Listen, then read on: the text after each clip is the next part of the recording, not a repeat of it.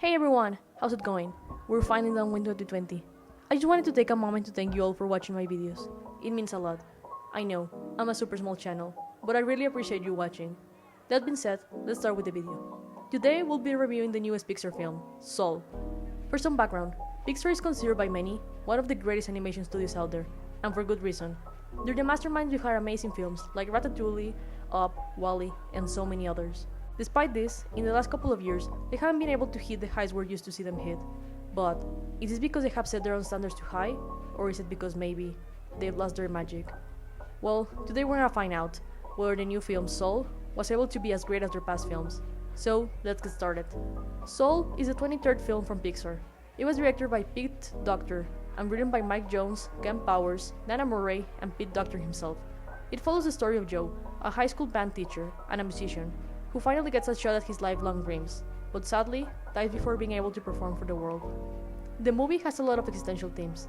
It talks about the purpose of life, what it means to be alive, and whether or not living in such a chaotic world is worth it.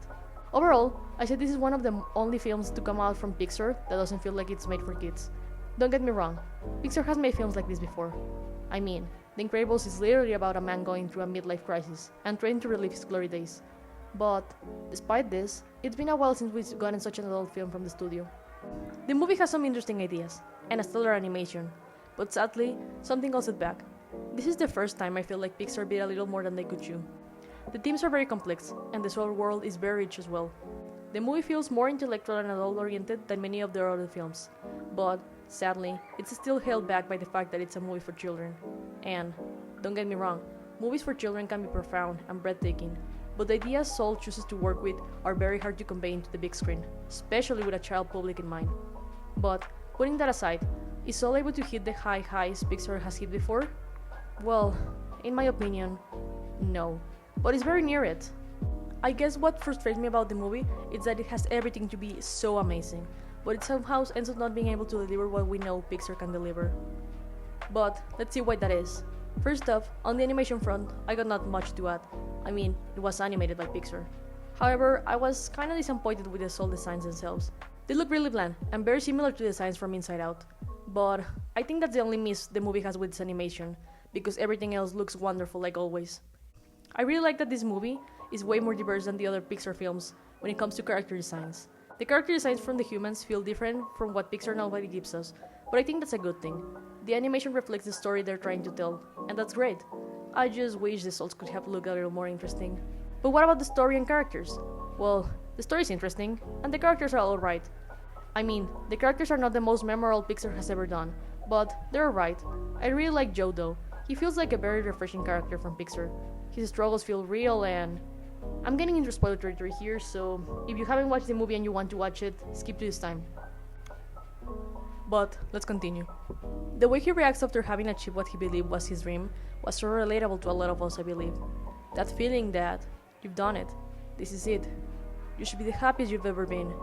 You did it, you got your happy ending, and somehow, you feel empty.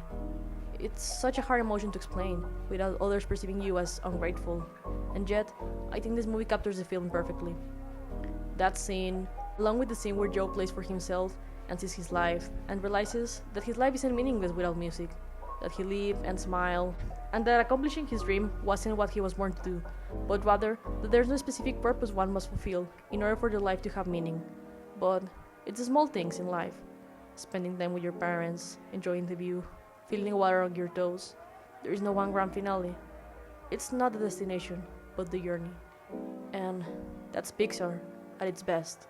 That's Pixar trying and succeeding. Sadly though, not all the movies like this.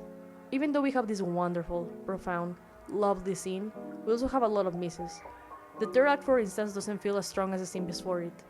It's not bad by any means. It's just that the bar for this animation studio is so high that anything shorter than excellence is often perceived as mediocrity by the most loyal fans.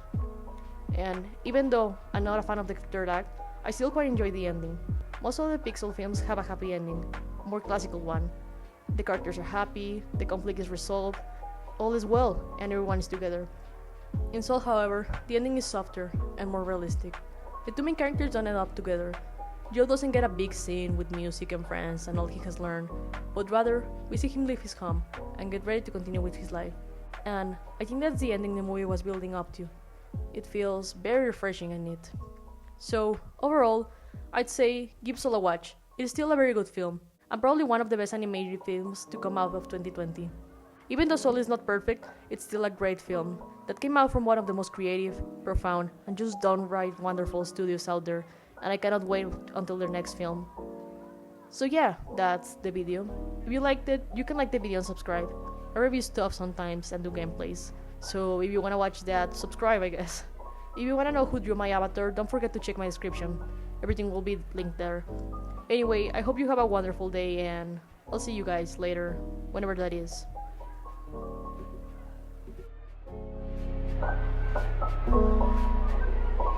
Thank you.